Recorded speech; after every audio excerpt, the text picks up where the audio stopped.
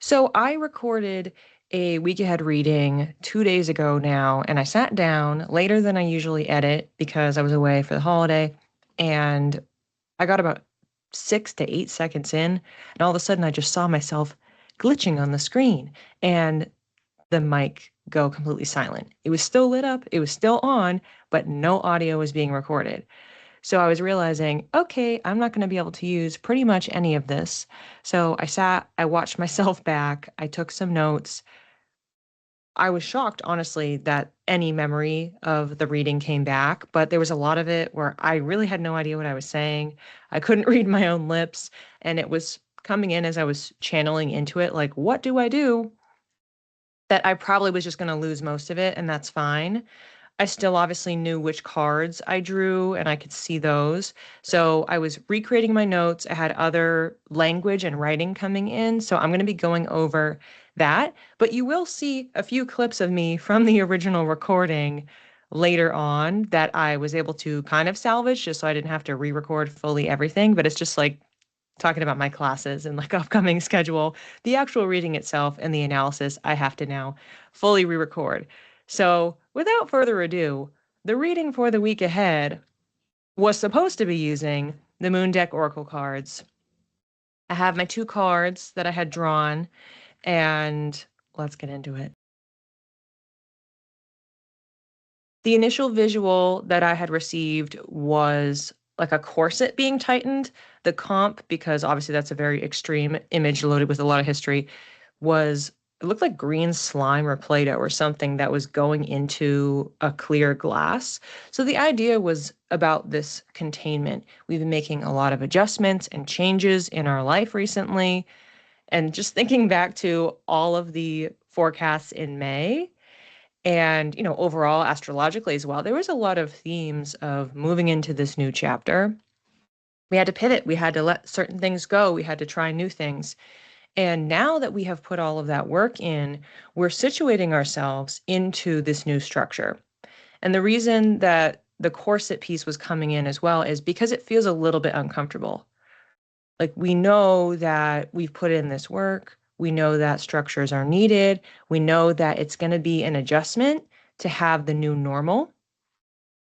But ultimately, even though it's slightly restrictive in nature, the current circumstances of this week ahead, we do know that it's for our highest good, growth, and potential.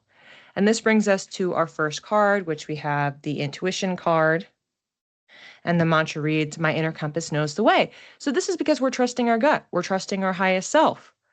If this was going too far, as in it's not just the normally expected amount of discomfort. If it was more extreme than that, we'll just listen to our gut and it will tell us, you know what, actually, this isn't working. I need to do something else. However, what is really important is that we don't just jump the second that we are feeling the discomfort, because that is on the schedule. It's supposed to feel a little bit uncomfortable, a little bit awkward, and we do get the most benefits and most growth from being able to push through that and get to the other side. Now, something that had come through when I had originally sat down and before I started channeling earlier in the week was that Saturday was going to be a significant turning point, so the 6th. So this energy that we've just been talking about is Monday into Saturday, and Saturday becomes that turning point where we go into the next energy. And you'll see how that makes sense here. So our second card is the love card. I love myself completely and unconditionally. So what happens on Saturday is, yes, we do know that we are trying to support ourselves, literally, metaphorically, psychologically, emotionally, spiritually, but there's some discomfort.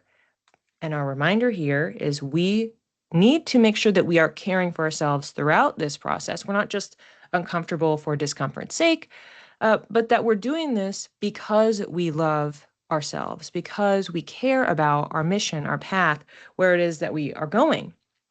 And we know that this is going to pay off, if you will, for lack of a better way of saying it. And it is important that we are gentle and supportive and kind to ourselves. because we want to be our own best advocate, really. So, an analogy that came through here was that we have a cast on our arm. So, if you imagine, that's going to feel a little bit uncomfortable. It's rigid. We don't have full mobility. Maybe it's a little bit itchy and you're like, okay, can't really get in there. It's clunky when you're walking around. That's how we want to view this week. It's as if we have a cast on. And we know that the reason that we have it on is because something needs to be healed. Something needs to be realigned. Again, we've done most of the realignment work, but it needs to set. It needs to settle. It needs to be fully integrated into our body in that sense. So that is what we are doing across the board here. And ultimately, we keep the cast on, even though it's uncomfortable, to have that healing, have the integration process. But we need to be patient and present, because once that cast comes off and we get over that hurdle, it's going to be worth it. And we're going to have something to be even more proud of. Now, here, this is new, new language that came in while I was writing my notes. And it reads as follows: It's no easy task to live joyfully and in the present moment when there's discomfort, because we're inclined to ruminate or fixate on it. Here, the present is tied to connecting to our intuition and self-compassion. And the next piece that came through, really just to wind this down, again, all of this was brand new that came in today when I was rebuilding my notes here, is this visual and language that came in of winged and backlit. So visuals of flight, us being able to spread our wings. In other words, no longer being contained. So we may be finding that we are quite literally, metaphorically itching for that this week as we're trying to settle in the container, trying to be supportive of ourselves. Okay, this is just the thing I have to do. I'll be able to be free, if you will, afterwards. And the backlighting piece is speaking to that support from our greatest potential, our highest self, our spirit team. And then I had another line that came through, quote, "We're drawn forward by the light of hope, inspiration, and the call for freedom." Visually, we have a relatively similar color palette, interestingly enough, not a total one-to-one, but interesting and of note. I wanted to call out the moons on here. So, of course, this is a moon deck. Each of the cards have some sort of moon phase. And here we have a crescent. The light is going away and it is approaching the new beginning, the new moon. That matches with what we have been talking about here. This is the early stages, and we know something else is coming. But then on this card, we have the full moon. So this is the culmination point, and this is tied to the Saturday into Sunday turn, where we are focusing on our worth, our value, supporting ourselves.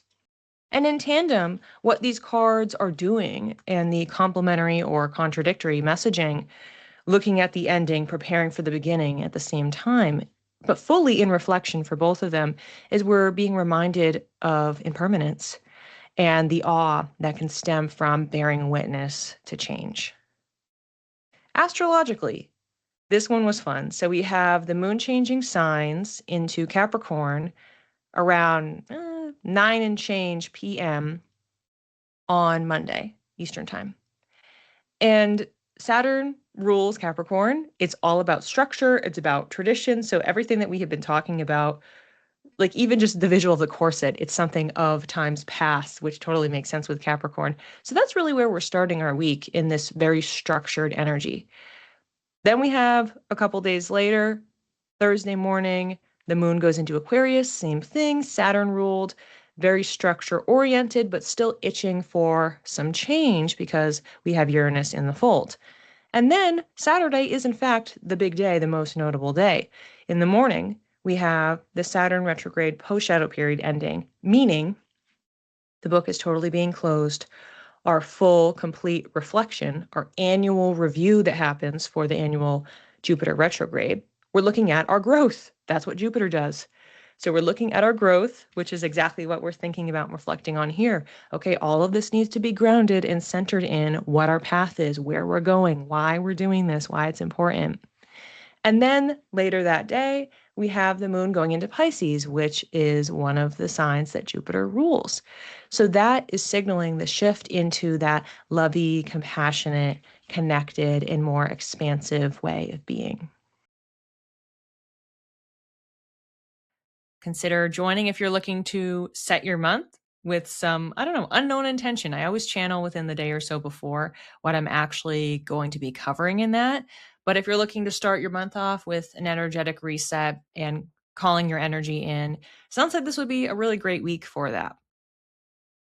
For my second class, I'm going to be providing mini natal chart readings on June 10th at 12 p.m.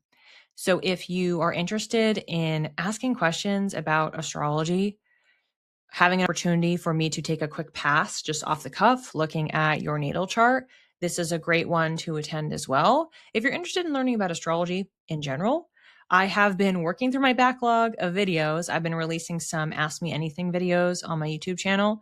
So I have some psychic Ask Me Anythings and some astrology Ask Me Anythings. Those are really great places to start, just as free resources. And then, of course, if you would like to know more or dive deeper, I have my course that I put out in March that has 6 modules, lots of information, lots of ways that you can learn and interact. They're all workshops. I have graphics, I have visuals, I have a workbook that goes along with it so you can take notes. And they turn into nice reference sheets that you can look back at to study, memorize, and you can keep watching and replaying the videos as much as you would like. Change the speed, rewind, fast forward, all of that fun stuff so that you can get the most out of this really key foundational knowledge. So if you're interested in that, that's a great option. And then I also have one-on-one readings that I provide for people, and I have a whole suite of different astrology natal chart readings. So if you're interested in any of those, definitely check those out. Last week, I had my June 2026 Astro Weather Report class that I recorded on Insight Timer, and I've been breaking that out into a few different videos. So there should be at least one of them out by now. And if you want to have the deep dive understanding on the overall messaging theme, everything is honestly, I was kind of shocked. I was like, wait, there's way more happening in June than I had realized. This month was not totally on my radar. I knew that the Jupiter stuff. I knew, okay, this is going to be like the hopefully ending of the madness. We'll see. It's nice to use the multiple tools together, and I do that all the time for myself, but of course, in my classes and in my readings, lots of different ways to work with each separately or together, and happy to be your guide and support you on that journey. Just reach out if you have any questions or you're trying to figure out what's the best fit for you right now. Thank you for tuning in and being understanding of the completely bizarre tech issue. I have absolutely no idea why it happened, and not even Mercury retrograde yet. I know it's coming, but thank you again, and hopefully we'll be smooth sailing next week.